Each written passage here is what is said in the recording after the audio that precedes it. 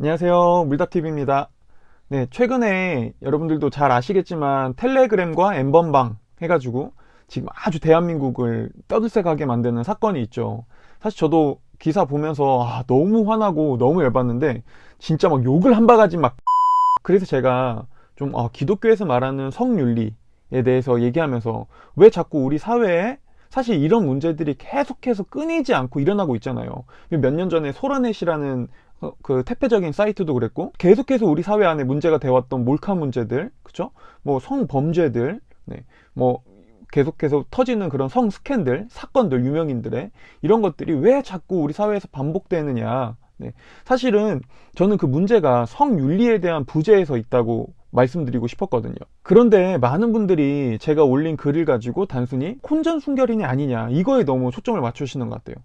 그런데 사실 이거는 기독교인들도 마찬가지예요. 네, 기독교인들도 기독교에서 얘기하는 성윤리, 성경이 말하는 성윤리 하면은 단지 혼전순결에 너무 초점을 맞춰요. 그래서 너 혼전순결 지켰냐 안 지켰냐, 너 결혼하기 전에 성관계를 맺었냐 안 맺었냐, 그걸 가지고 상대방을 공격하는 그런 수단으로 사용한다는 거죠. 근데 사실 이것도 혼전 순결 문제를 떠나서 기독교가 말하는 성윤리가 무엇인지를 잘 이해하지 못하고 있는 거예요. 이 율법처럼 쳐다보는 것이죠.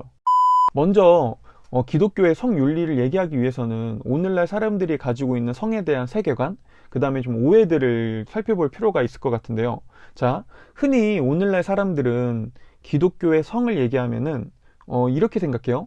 그 지금 21세기에는 어울리지 않는 옛날 얘기, 정말 답답한, 언제까지 그런 고리타분한 얘기 할 거야 라고 생각한다는 것이죠. 그리고 이런 얘기를 할 때는 한 가지의 사람들 안에 믿음이 또 있습니다. 그건 뭐냐, 과거의 사람들은 성적으로 보수적이고 되게 답답했을 것이다, 지금 21세기처럼 개방적이지 않았을 것이다 라는 근거 없는 믿음을 가지고 있다는 거예요.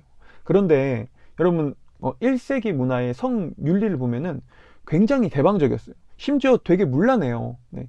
그래서 그 조금만 구글링을 해봐도 그 당시 성적으로 사람들이 얼마나 개방적이었고 성매매가 얼마나 일상화되어 있었는지를 너무 쉽게 확인할 수 있다는 것이죠. 그 당시 사람들에게 성은 사실 보수적이거나 거룩하거나 소중한 개념보다는 오늘날 현대 사람들이 얘기하는 것처럼 유의와 즐거움, 아니면은 힘이나 지위를 과시하기 위한 수단이거나 아니면은 그저 번식적 수단으로 성을 생각했다는 거예요.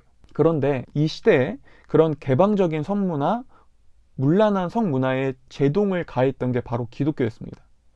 기독교는 그 로마 시대 때 성은 거룩하고 소중하고 귀한 것이기 때문에 성을 그저 유의와 즐거움의 수단으로 마구잡이로 사용해서는 안 된다라는 제동을 가져왔고요.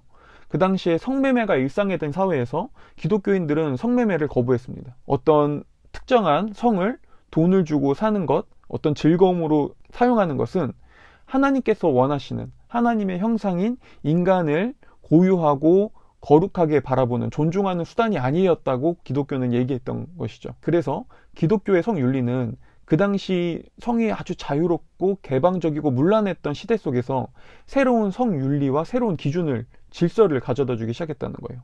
특별히 이 질서는 성이 정말로 거룩하고 소중하고 귀한 거라면은 그 귀하고 소중한 성을 약속한 한 사람을 위해 사용하는 게 그 거룩하고 귀한 가치에 맞는 일이다 라고 얘기하기 시작했다는 거예요.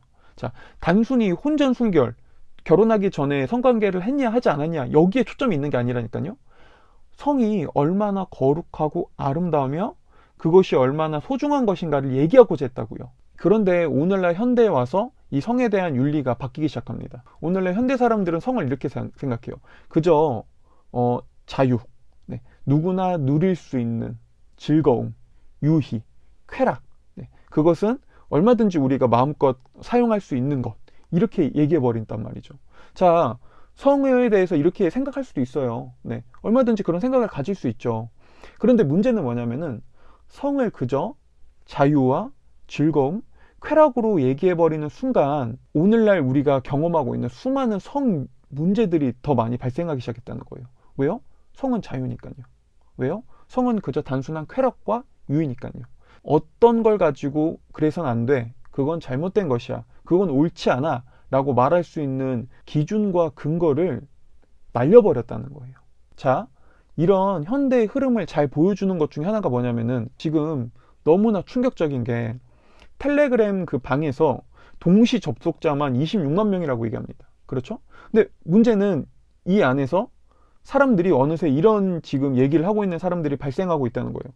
뭐 어때요? 나는 성적인 범죄에 가담한 게 아니라 그저 그거를 보고 즐겼을 뿐인데 왜 그게 처벌받아야 돼요? 나는 그저 본 것뿐이잖아요. 그저 쾌락과 즐거움으로 내가 누린 것뿐인데요. 그렇다고 내가 그 사람에게 어떤 해를 가한 건 아니잖아요. 혼자 나만의 즐거움으로 내가 혼자 누렸죠. 자, 사람들은 비난해요. 여기에 대해서. 욕해요. 너 어떻게 그렇게 얘기할 수 있어? 그건 옳지 않아. 자, 이런 비난들, 비판들 마땅하죠. 근데 왜 그게 마땅해요? 우리가 지금까지 그렇게 얘기해 왔잖아요. 성은 유의고, 즐거움이고, 쾌락이고, 자유고, 내가 상대방에게 피해만 주지 않으면 누릴 수 있는 것. 자, 그 사람들이 얘기하는 게 이거라니까요. 내가 직접적으로 피해를 주지 않았잖아요. 내가 그 사람의, 그러니까 내가 그 영상을 돈 주고 사지 않았어도 굳이 그 행위는 이미 일어나고 있었잖아요. 나는 그저 이미 일어난 행위에 그냥 눈으로 보고 즐긴 것 뿐이에요. 나는 공유하지도 않았어요.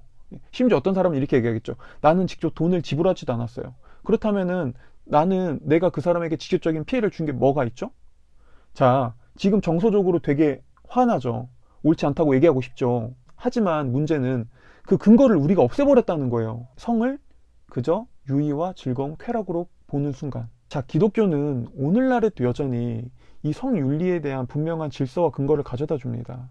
단순히 혼전 순결이니 아니냐 이게 아니라 왜 성은 거룩하고 소중하냐? 왜 성은 귀하냐? 그래서 그거를 왜 우리가 특별하고 정말 가치 있게 함부로 사용하면 안 되냐? 왜 성에도 분명한 제재가 필요하냐? 이 근거를 가져다 줄 수 있는 게 기독교적 성윤리라니까요. 왜 그게 꼭 기독교냐? 다른 종교도 있지 않냐? 쉽게 설명하면 유교도 그런 성윤리를 가져다 주지 않냐? 네, 유교도 어떤 성윤리를 가져다 주죠.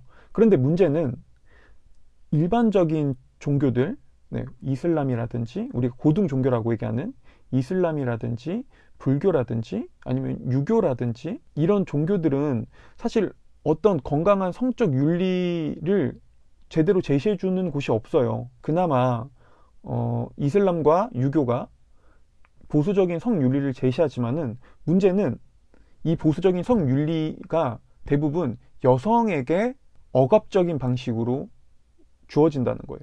그러니까 이런 거죠. 여자는 그러면 안 돼. 여성은 지켜야 돼. 여성은 문란해서는 안 돼. 이런 경우라고요. 그러니까 남성도 그러면 안 돼. 이게 아니라 대부분 그 초점과 타겟이 여성을 향해 있다는 거죠. 하지만 기독교는 성윤리가 어느 한 성별을 향해 있다고만 말하는 것이 아니라 모두에게 하나님의 형상인 남성과 여성 모두에게 해당되는 둘 모두에게 거룩하고 소중하고 귀하게 주어진 성이라고 말한다는 거예요. 그래서 성경에서는 이걸 가지고 이렇게 얘기합니다. 음행을 피하기 위하여 남자마다 자기 아내를 두고 여자마다 자기 남편을 두라. 남편은 그 아내에 대한 의무를 다하고 아내도 그 남편에게 그렇게 할지라. 아내는 자기 몸을 주장하지 못하고 오직 그 남편이 하며 남편도 그와 같이 자기 몸을 주장하지 못하고 오직 그 아내가 하나니. 자, 지금 성경이 놀라운 얘기를 해주죠.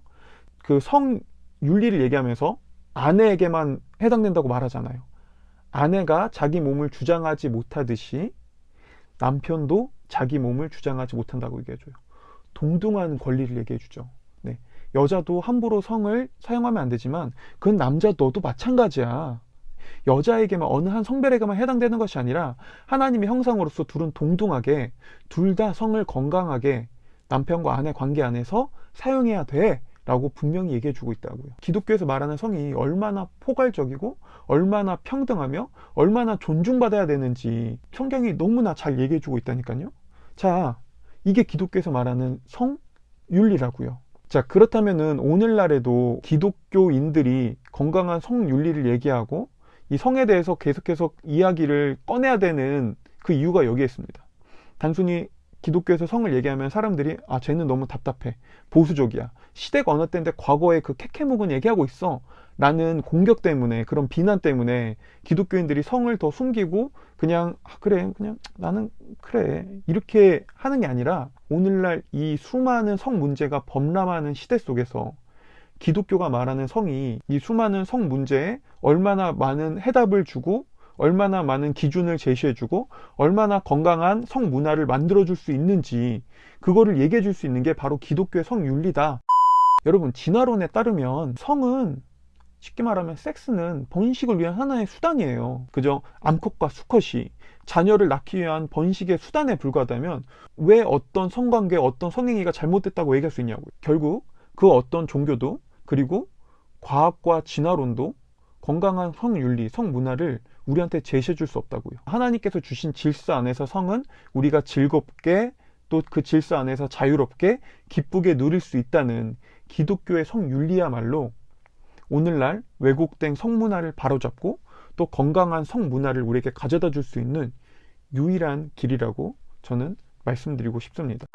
오늘 영상은 여기까지고요. 저는 부디 건강한 성윤리와 건강한 성문화를 가질 수 있는 기독교인들이 지금 이런 문제에 더 분노했으면 좋겠어요.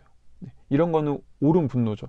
우리가 더 분노하고, 이럴 때일수록 우리가 오히려 더 건강한 기준, 건강한 질서, 기독교에서 말하는 그런 윤리를 내세움으로써 지금 너무 나가 있는 자유, 유희, 쾌락으로만 자꾸 바라보는 성문화에 기독교인들이 목소리를 내고, 온전한 질서, 기준들을 제시해주고 거기에 따른 바른 방향성을 좀 제시해줄 수 있는 그런 기독교 문화, 그런 기독교인들의 이런 성윤리가 좀 정착됐으면 좋겠습니다. 이상입니다.